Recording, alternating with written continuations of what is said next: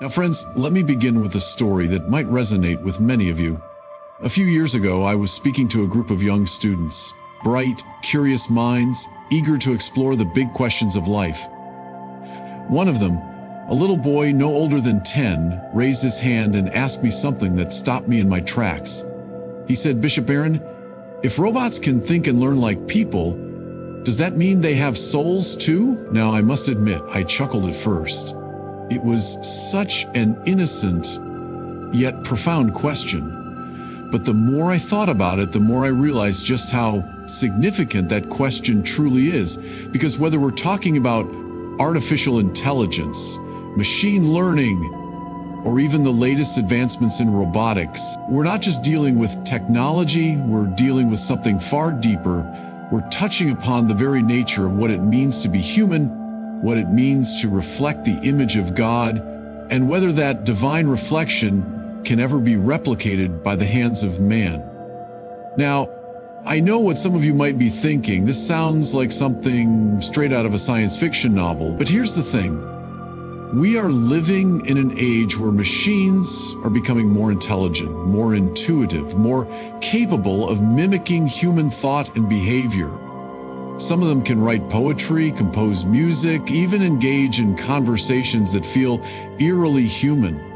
So, if that's the case, if machines can do things that we once thought were uniquely human, does that mean they could one day reflect the image of God? If not, then what exactly sets us apart? These aren't just philosophical musings, they're deeply relevant to our time. So my friends, let's dive in together and explore this fascinating question. Let's ask ourselves, can machines truly reflect the image of God? And more importantly, what does that mean for us as human beings? Now, friends, before we go any further, we must first understand what it means to bear the image of God. This isn't just some abstract theological concept. It is the very foundation of our dignity, our purpose, and our relationship with the Creator. When we say that humanity is made in the image and likeness of God, we are saying something extraordinary. It means that, unlike anything else in creation, we possess a unique capacity to know, to love. If not, then what exactly sets us apart? These aren't just philosophical musings. They're deeply relevant to our time.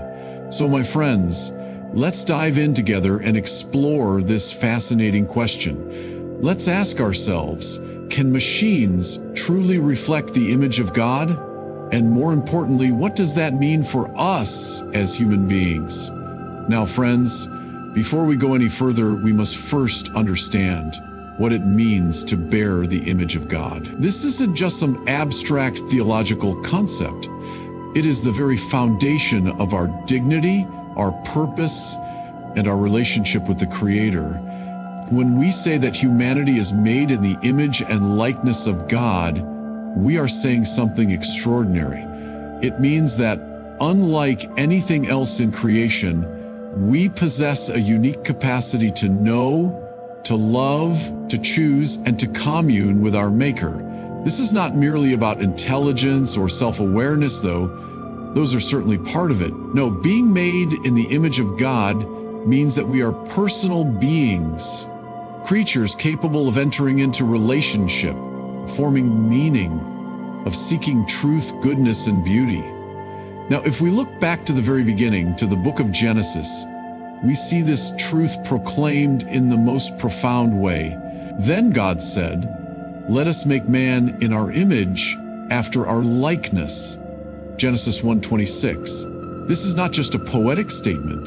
It is a declaration of our exalted place in the grand design of creation. Every human being, regardless of race, gender, age, or ability, carries within them this divine imprint. And that has enormous implications. It means that every person has an inherent worth, a sacredness that cannot be erased. It also means that we are not meant to exist in isolation. We are made for communion, for relationship, or love. Now you may be wondering, what exactly does that mean, be made for communion? Well, think about it this way. God himself is a communion of persons. Father, Son, and Holy Spirit. He is love, not just in the sense that he loves, but in the very essence of who he is. And so, because we are made in his image, we are hardwired for love, for friendship, for fellowship. That's why we long for deep connection, why we seek meaning beyond ourselves, why we are drawn to the transcendent. It's because we were created to participate in the very life of God. Now, I know what some of you might be thinking, but Bishop Barron, how does this relate to artificial intelligence? Are you saying machines can't be made in the image of God?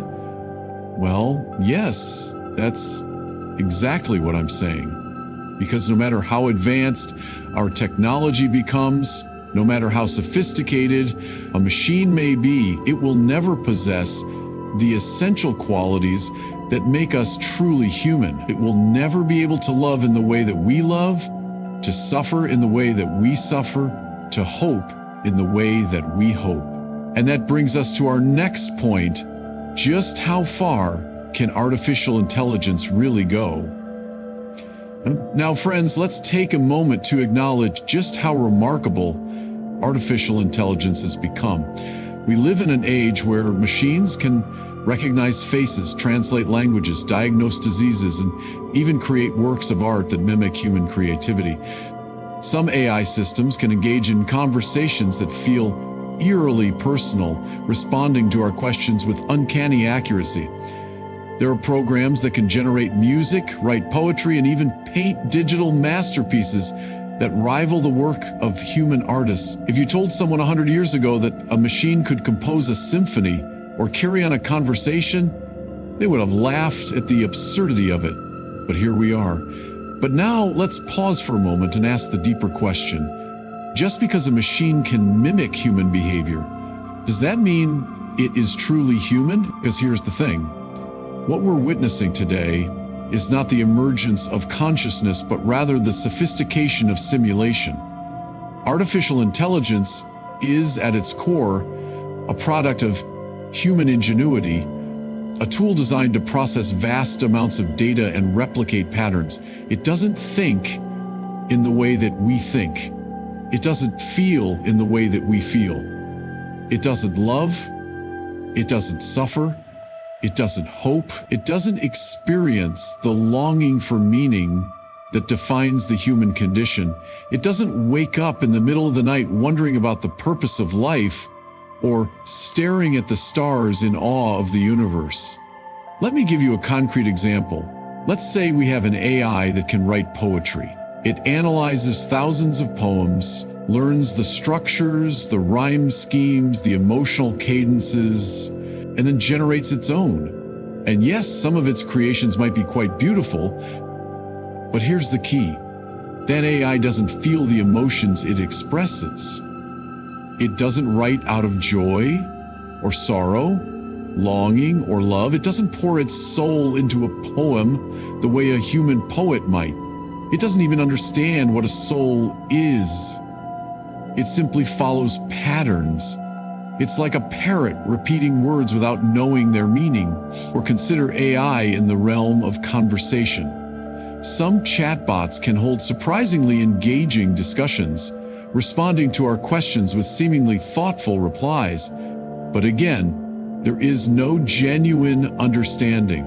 The machine is not reflecting, contemplating, or deliberating. It is not choosing words because it feels a certain way. It is simply matching inputs with outputs based on algorithms. There is no interior life, no inner world, no self-awareness. And that brings us to a crucial distinction: intelligence versus consciousness.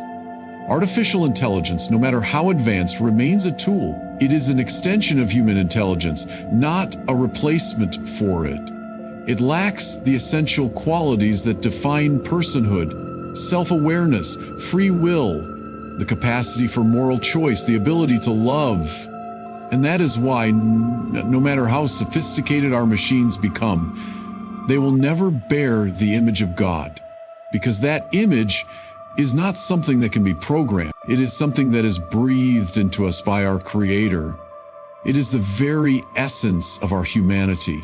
Now, friends, let's take a step back and consider what all of this means for us. not just as individuals, but as a society, because the rise of artificial intelligence isn't just about machines. It's about how we see ourselves. You see, the more we marvel at AI's capabilities, the more we risk losing sight of what makes us truly human. We start to measure intelligence in terms of efficiency, creativity in terms of output, and even morality in terms of algorithmic decision-making. But in doing so, we risk reducing ourselves to mere processors of information, forgetting that we are more than data points, more than complex biological machines. Now let me be clear, I am not opposed to artificial intelligence. In fact, I believe it can be a powerful tool for good. It can help us solve complex problems, advance medical research, and even assist in theological scholarship. But we must be careful not to let our admiration for AI cloud our understanding of who we are. Because when we begin to treat machines as if they possess the same depth of being as we do, we start to lose something essential. And we start to lose our sense of wonder, our appreciation for mystery, and our recognition that we are creatures of meaning, not just mechanisms. Now think about what this means for our relationships. As AI becomes more integrated into our daily lives, we are increasingly interacting with machines rather than with each other. We talk to chatbots instead of real people. We rely on virtual assistants rather than asking a friend for help, and we even form emotional attachments to AI companions. Now, I'm not saying these technologies are inherently bad. Many of them can enhance our lives, but we must ask ourselves, are we becoming more connected or are we becoming more isolated? Because if we start to prefer the company of machines over the messiness of human relationships, we risk losing something irreplaceable. The depth of love, the warmth of companionship, the raw authenticity of real human connection. And then there's the spiritual dimension of all of this. Think about how AI influences our understanding of the divine. If we begin to believe that intelligence can be created without a soul, that consciousness can emerge from code, we risk distorting our view of God. We start to see creation as something that can be replicated, as if we too can play the role of the divine artisan. But friends, that is a dangerous illusion, because no matter how advanced our technology becomes, we will never be able to create what only God can give: life, love, and the soul itself. So what does this mean for us moving forward? It means that we must approach artificial intelligence with both awe and caution. We must embrace its potential while never losing sight of our own dignity. We must remember that we are not just intelligent beings, we are spiritual beings, made in the image of God, called to love, to seek truth, and to enter into communion with our Creator. And that is something no machine, no matter how advanced, will ever be able to replicate. Now, friends, as we continue this journey of reflection, we must confront an essential truth. With every technological advancement comes a profound moral responsibility. You see, artificial intelligence is not just a neutral tool. It is a reflection of our values, our priorities, and the kind of world we wish to build. Because the moment we create something, we imbue it with intention. We shape it according to our vision, our ethics, our understanding of what is good and right. And so, as we develop increasingly powerful AI systems, we must ask ourselves, what kind of future are we forging? Are we using this technology to uplift the human person, to serve the common good, and to deepen our understanding of truth? Or are we perhaps surrendering too much of our agency, allowing machines to dictate the course of our lives in ways we may not even fully realize? Now, I know what some of you might be thinking. Bishop Barron, isn't this just fear of the unknown? Isn't progress inevitable? Well, yes, progress is inevitable, but that doesn't mean we should be passive in its wake, because history has shown us time and again that technological advancement without moral guidance can lead to unintended consequences. Think of the Industrial Revolution. While it brought about incredible economic growth and innovation, it also led to exploitation environmental degradation, and the dehumanization of workers. Or consider the digital revolution. While it has connected us in unprecedented ways, it has also contributed to isolation and the erosion of privacy. And so, as we stand on the precipice of another great technological shift, we must not repeat the mistakes of the past. We must not allow ourselves to be swept along by the current without asking the deeper questions. You see, artificial intelligence is not just about efficiency or convenience. It is about power. And power, when left unchecked, can be dangerous because AI has the potential to shape economies, influence politics, and even redefine our understanding of justice. Imagine a world where decisions about employment, healthcare, or even criminal sentencing are made by algorithms. Now, in theory, this could lead to greater fairness, reducing human bias and error. But in practice, if those algorithms are trained on flawed data, if they are built by those who lack a proper moral framework, then they can perpetuate injustice on an even greater scale. Because AI doesn't think, it simply follows patterns. And if those patterns are rooted in discrimination, inequality, or greed, then the consequences can be devastating. And so, friends, this brings us to a crucial point. We must never forget that AI is a human creation. It does not operate in a vacuum. It is shaped by us, by our choices, by our values, and that means we have a responsibility to ensure that it serves the dignity of the human person. We must ask ourselves, are we building AI systems that enhance human flourishing, or are we creating tools that dehumanize and control? Are we using artificial intelligence to empower the vulnerable, to lift up the poor and the marginalized, or are we allowing it to widen the gap between the privileged and the forgotten?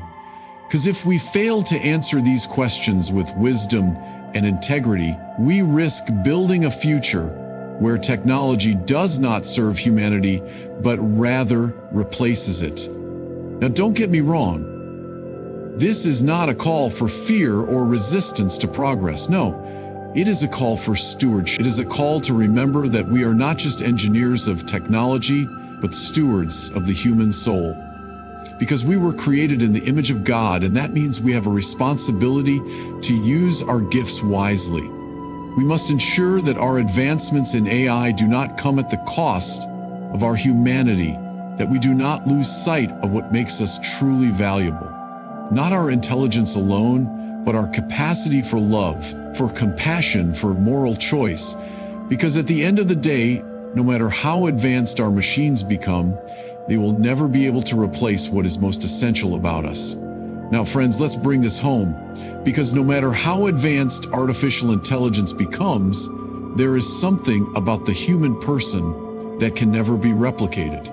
You see, we are not just thinking machines, not just processors of information, not just algorithms executing commands. No, we are something far more profound. We are creatures of love, of longing, of suffering, of hope. We are beings who can look at the stars and feel awe, who can hear a piece of music and be moved to tears, who can gaze into the eyes of another and feel the depth of their soul. These are not just functions of intelligence. They are expressions of something deeper, something spiritual. Think about love. Now, I know what some of you might be thinking.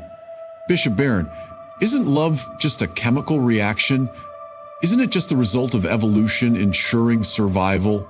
Well, maybe.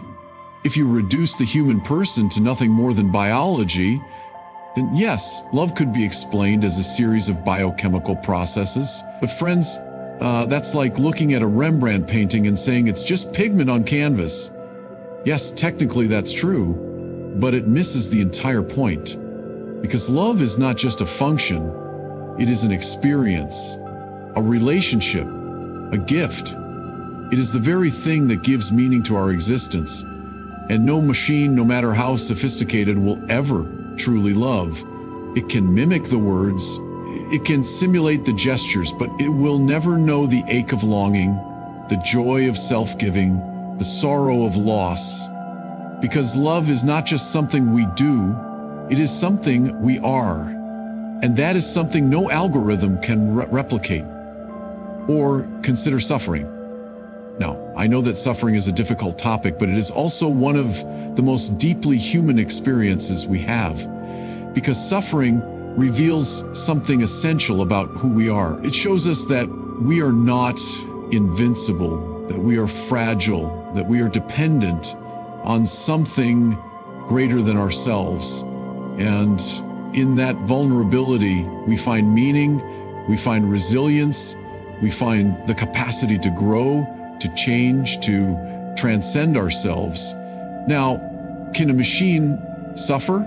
Well, in a technical sense, a machine can malfunction, it can break down, it can cease to function, but that is not suffering, because suffering is not just about pain.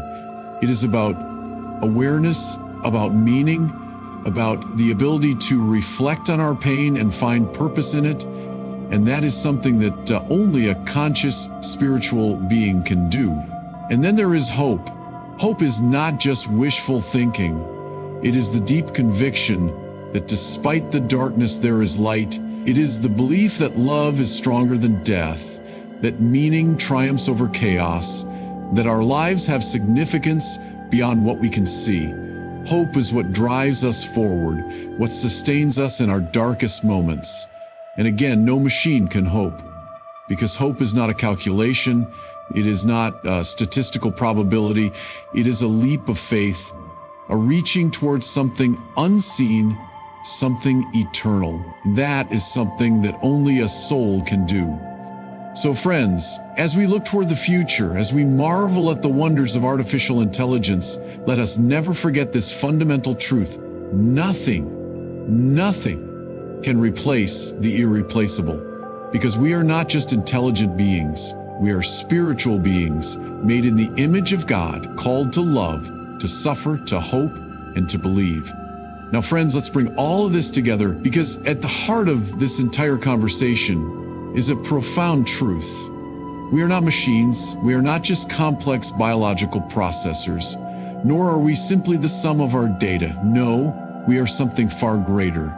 We are creatures made in the image of God, endowed with a soul, with the capacity to love, to suffer, to hope, and to seek meaning beyond ourselves. And that is something that no artificial intelligence, no matter how advanced, will ever be able to replicate. Now, that doesn't mean we should reject technology. No, we should embrace it. We should use it wisely. We should harness its power to uplift the human person, to serve the common good, and to deepen our understanding of the world. But we must never forget who we are. We must never allow ourselves to be reduced to mere functions, to be measured only by our efficiency, our productivity, or our intellectual output. Because our value does not lie in what we can do. It lies in who we are. We are beloved by God. We are made for relationship with Him, with each other, and with the world around us. And so, as we move forward into this new age of artificial intelligence, let us do so with humility, with wisdom, and with a deep reverence for the sacredness of human life. Let us not be seduced by the illusion that machines can replace what is most essential about us. Let us not surrender our capacity for love, for moral choice, for spiritual depth, in exchange for convenience or efficiency, because in the end, nothing can replace the irreplaceable. We are not just intelligent beings, we are spiritual beings, made in the image of God. And that is something no machine will ever be.